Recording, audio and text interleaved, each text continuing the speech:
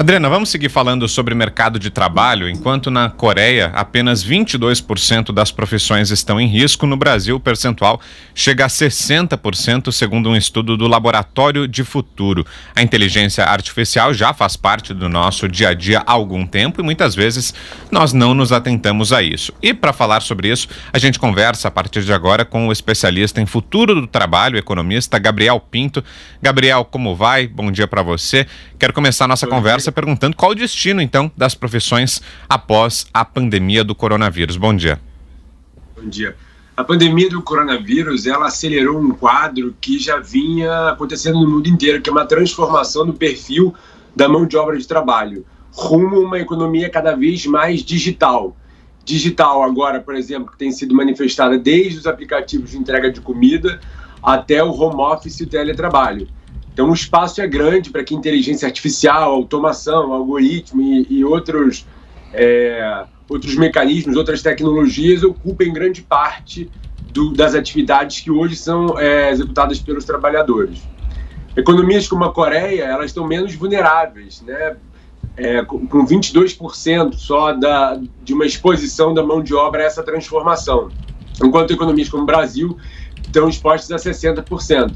Isso se reflete, por exemplo, no grau de desalento. Hoje os dados de desalento mostraram um crescimento, quase 5 milhões de pessoas já desistiram de procurar emprego, né? E a população subutilizada está chegando a 30 milhões de brasileiros. É necessário uma requalificação geral da mão de obra brasileira, dos profissionais, para justamente poder encarar esse mercado de trabalho cada vez mais digital.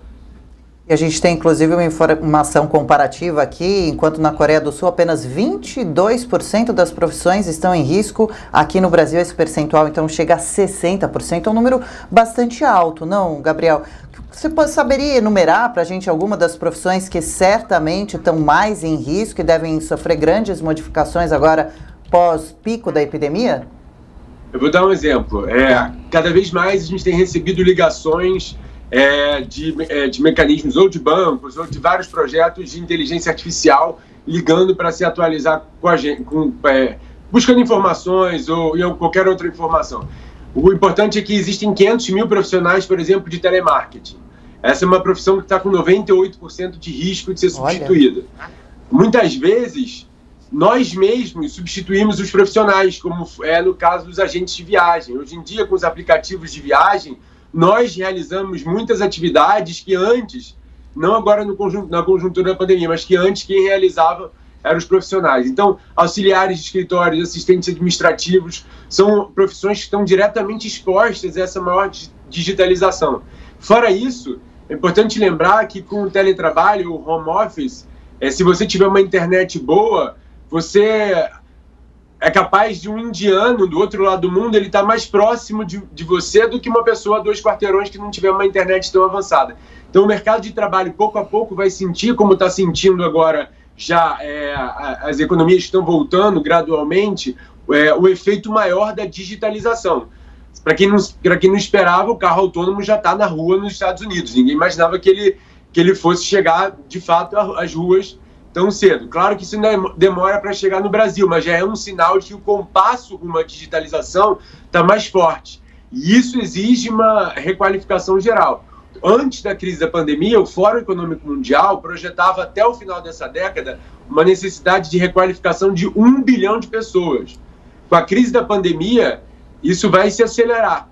Então, é um bom motivo, inclusive, até para as pessoas que estão em casa ficarem atentas a já buscarem o aprendizado dessas novas habilidades, que muda também até a própria forma de educação e o currículo, a forma com que a gente vai acessar essas novas habilidades nesse mundo digital.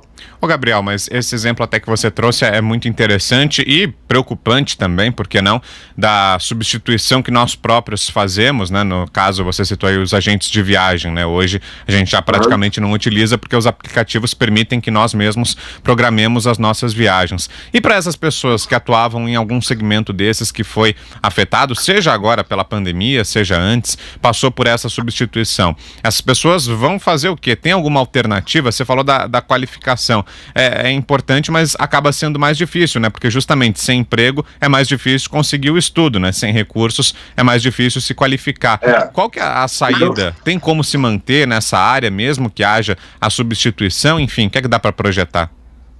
Acho que uma coisa que as pessoas, sem dúvida, agora conseguem acessar digitalmente é justamente o conteúdo de aprendizado digital. E se a pessoa ainda não tiver essas habilidades, pelo menos se aproximar. Ninguém precisa ser um expert em tecnologia, mas poder conhecer como funcionam as tecnologias, conhecer como funciona a comunicação via redes sociais, o marketing digital, nem que seja os princípios mais básicos, ou se associar com alguém que tem essas habilidades. Tem muito conhecimento disponível hoje na internet, só é preciso ter as informações corretas para poder acessar o conteúdo correto, né? A gente tem profissões também, por outro lado, que vão avançar, que são as profissões de desenvolvimento humano, de cuidados humanos, como, por exemplo, saúde ou educação. É importante a gente estar atento de que as atividades que são mais repetitivas ou elas são mais rotineiras, elas vão estar expostas justamente a essa substituição. Mas buscar esse aprendizado é importante e há conhecimento acessível justamente para se adaptar com essas novas habilidades.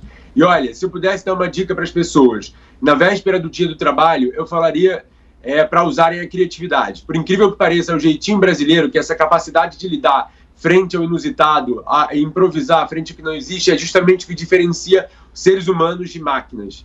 Porque as máquinas, elas reagem basicamente ao que elas já conhecem. Elas reagem ao que foi programado pelos seres humanos. Mas aquilo que é novo, aquilo que ainda não existe, é com a criatividade que a gente consegue resolver. Então, minha sugestão é que, mais do que nunca, a gente busque aprendizado. Existe muito conhecimento disponível, sobretudo nesse contexto da pandemia. Muitas instituições de ensino e muitas pessoas estão colocando à disposição recursos para as pessoas acessarem conhecimento para ficarem melhor depois dessa crise. E a gente tem acompanhado mesmo a criatividade aflorando aí em diversos setores e também por causa da necessidade, né? Na marra, na surpresa, isso acontecendo de forma planejada, então pode ser ainda melhor. Agora, Gabriel, algumas dessas profissões certamente deixarão de ser presenciais para serem online, home office. Eu ouvi um comentarista de negócios falando que daqui a 15, 20 anos... a maioria disparada das atividades devem ser feitas mesmo online. Isso deve mudar um pouquinho, não sei se essa também é a sua projeção daqui a 1, 2 décadas, mas isso deve mudar também muitas outras coisas como consequência. Digamos, o trânsito está melhor em São Paulo e também em todos os lugares do mundo que estão tendo um tempo, né, daquele trânsito maçante. O clima, o bem-estar, por não precisar ficar se cansando tanto com alguns desdobramentos físicos. Você enxerga também alguns benefícios nesse sentido? Claro, eu acho isso que você falou é fundamental. As tecnologias, em primeiro lugar, elas contribuem para realizar atividades que são rotineiras, que são maçantes, e na medida em que elas ocupam esse espaço, as empresas têm mais recursos com os ganhos de eficiência da aplicação dessas tecnologias para aplicar em empregos melhores, para desenvolver os profissionais ou para criar novos produtos e serviços. Acho que isso é importante. O saldo esperado é positivo. O desafio, na verdade, é que chegou mais rápido. E tem várias outras coisas. Muitos empregos que têm uma exposição ao risco enorme, eles com a digitalização e com as novas tecnologias, por exemplo, o mergulho embaixo d'água nas plataformas de petróleo super arriscado, os robôs podem chegar lá no fundo para poder executar esses trabalhos. A gente tem menos gasto de trânsito, a gente pode morar mais distante do trabalho, uma vez que o home office permite em curtas distâncias. Acho que, na verdade, são muitas coisas positivas. O ponto como todo esse movimento foi acelerado pela conjuntura da pandemia, é importante só os profissionais ficarem atentos e aproveitar esse momento para gerar aprendizado. E, sobretudo, porque quando a gente é colocado diante das mudanças, o importante é todo mundo prestar atenção para controlar as emoções, porque justamente em situações que a gente não espera que a gente fica mais cansado, né? E a inteligência emocional, ela é chave nesse momento, justamente porque as máquinas também não sentem emoções. Então, se a gente valorizar aquilo que a gente tem de diferente, de diferencial, pode ser um recurso estratégico nessa nova entrada no mercado de trabalho. Então, os benefícios são muitos das novas tecnologias. O importante é só ficar o alerta para essa requalificação. Pois é, né, Gabriel? E é muito interessante isso que você traz, né? Até porque é cada vez mais importante, então, que a gente abra a cabeça, né? E passe até a desenvolver outras competências, né? Porque muitas vezes o trabalho vai mudar, mas não a área de atuação necessariamente, né? Pelo que você está dizendo e até pelo exercício da criatividade, é possível, então, exercer o mesmo trabalho só de uma maneira diferente, né? Não é preciso, então, mudar completamente da água para o vinho, né? Se você tem afinidade com um determinado tema, com uma determinada área, com um determinado segmento social, você pode manter isso, só que de uma outra forma, né? Me parece que é mais um exercício de adaptação, é isso, é mais a forma do que o conteúdo. Esse é o ponto de adaptação, acho que poder se adaptar. Eu estava outro dia conversando com antes da crise, estava conversando com uma caixa de banco, né?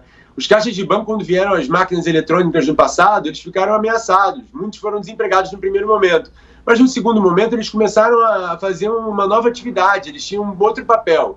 E agora, quando eu fui no banco antes da crise, mais recentemente, na hora que o sistema quebrou, quem olhou no meu olho e passou confiança foi a caixa do banco que estava ali me atendendo, que entendia qual era o meu problema. Então as profissões elas vão mudando, o perfil das profissões elas vão mudando. O importante é você se atualizar. Basta lembrar que há 100 anos atrás, entre 50% da população trabalhava no campo. Hoje em dia, 5% da população trabalha no campo e nem por isso a gente come menos. Eu acho que tem um processo de transição que é importante só as pessoas aproveitarem momentos como esse, em que a gente está mais em casa e talvez tenha um tempo mais disponível para fazer o aprendizado e se atualizar nessa requalificação necessária para a transformação do mercado de trabalho. Se você permite até a gente fazer uma comparação aí sobre coisas que pareciam que desapareceriam, cito o exemplo aqui do rádio, né? O rádio, quando surgiu a televisão lá atrás, houve gente que achou que o rádio ia desaparecer, com o surgimento da internet também, não, pelo contrário, né? Ele se adaptou, exatamente. Estamos aqui hoje com a internet, inclusive, milhares de pessoas estão nos assistindo agora, outras milhares vão assistir depois, estamos falando com quem está no carro, está nos ouvindo pelo rádio, enfim, tudo se adaptou, né? E a gente está aqui usando a tecnologia a nosso favor e trabalhando para isso, né? Muito rica a nossa conversa. Quero agradecer aqui ao Gabriel Pinto, economista, especialista em futuro do trabalho, esteve com a gente aqui. Obrigado, viu, Gabriel, pelas informações, pelos seus comentários e impressões. Obrigadão, bom dia. Bom dia, tchau, tchau.